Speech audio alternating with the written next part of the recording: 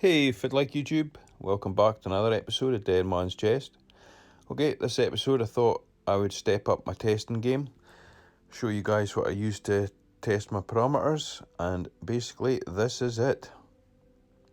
I have my refractometer to test the saltiness of the water, the salinity.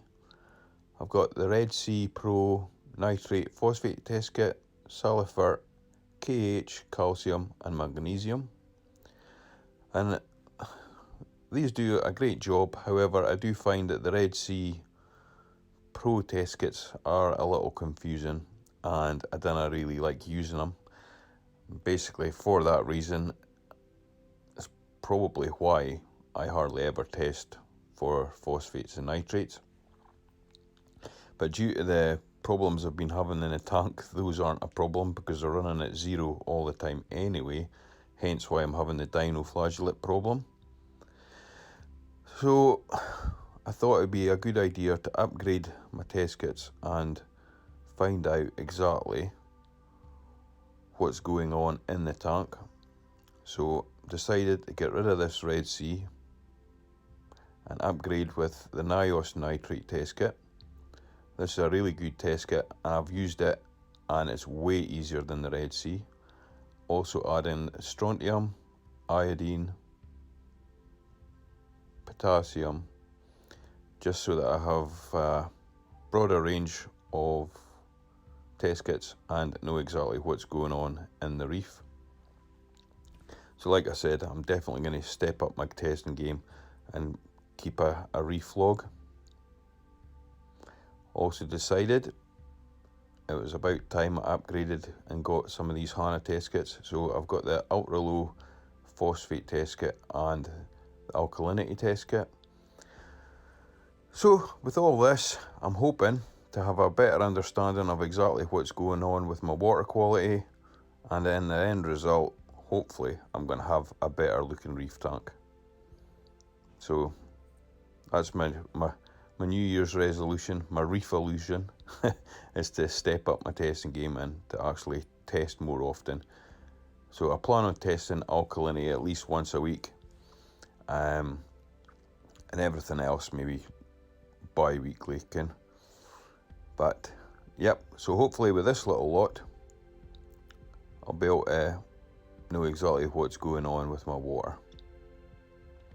Right, I'm going to do another test just now. I'm going to find out if what's in my tank is Cyanobacteria.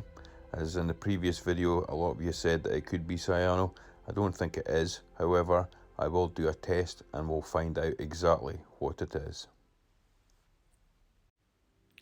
Okay, so I'm going to get my tweezers and I'm going to try and get a sample of this stuff that's grown on the sandbed. I'm going to add it to a flask and I'm going to perform a test to find out if this is Cyanobacteria. I don't think it is, however, I'll see if I can get a sample of this just to test anyway. It's quite tricky to get this out without it all breaking up in a million bits, but I managed to get a sample, so that's good. So now I'll just nip into the sump and get a sample. So I'm just going to go into the refugium. I'll just stick the lights on just so we can see.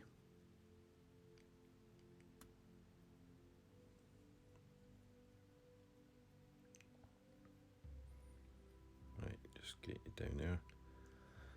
Just going to use a razor blade and I'm going to just take a small sample off the back glass. I'm also going to add this to the flask and perform the same test to find out if it is Cyanobacteria that I have and not dinoflagellates. I don't think it is Cyanobacteria, but a few comments from people did say that it's possible, so I'm going to test it just to find out one way or another. So just taking a wee scrape off of here.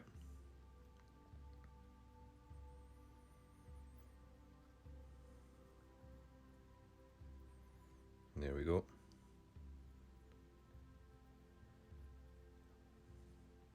Now we'll just get a shot glass and I'll just stick the sample in this short glass.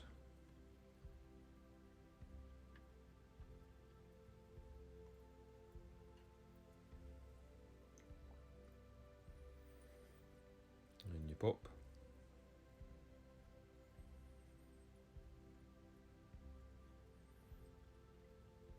There we go. Definitely doesn't look like cyanobacteria to me, but we'll test it. Okay, so the plan is I'm going to add the samples to the flask. I'm also going to add a little bit to the shot glass, and I'm going to test this to find out if it is cyanobacteria. To test for cyanobacteria, it's very simple. All you do is you take your sample.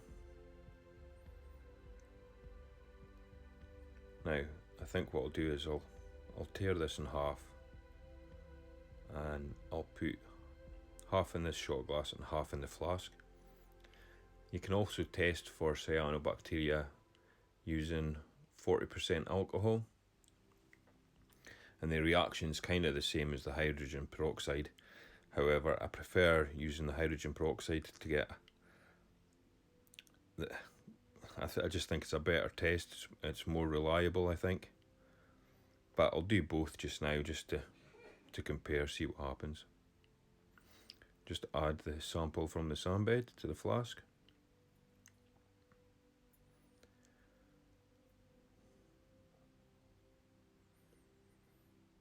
There we go. So I'll add these 2 cups of water.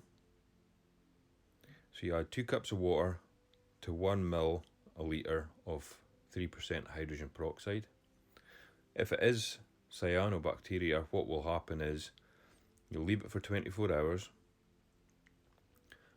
If it's cyanobacteria, the water will be red and the algae mat, well, cyanomat, whatever it is, will be green. If the water is clear, then you don't have cyanobacteria.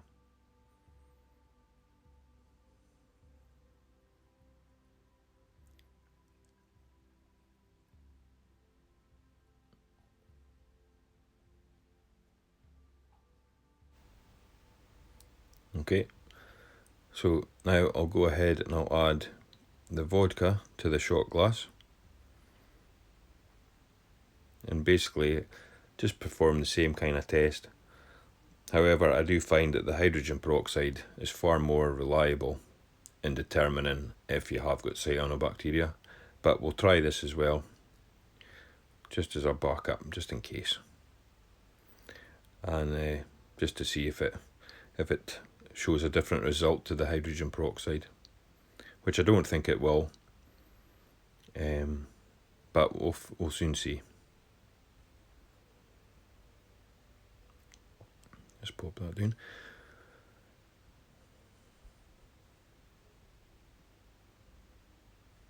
Okay, I'll just go ahead now and add 1 milliliter of the hydrogen peroxide to the flask.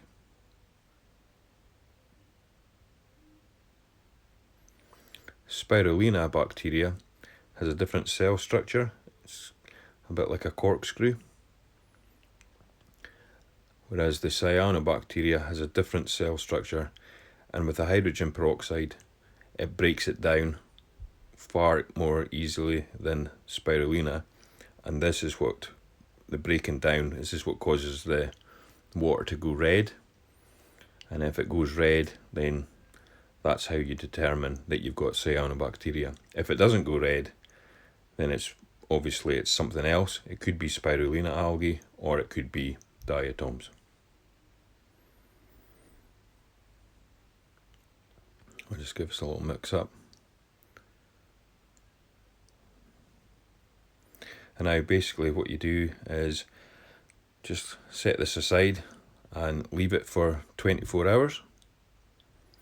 And then we'll check it again in 24 hours and we'll see what's happened.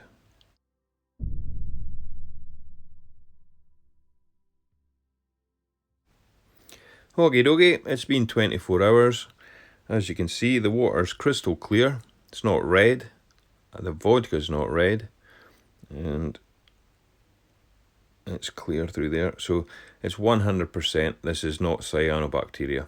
Like I said before, if this was cyanobacteria, the water would be red just now and the algae would be green.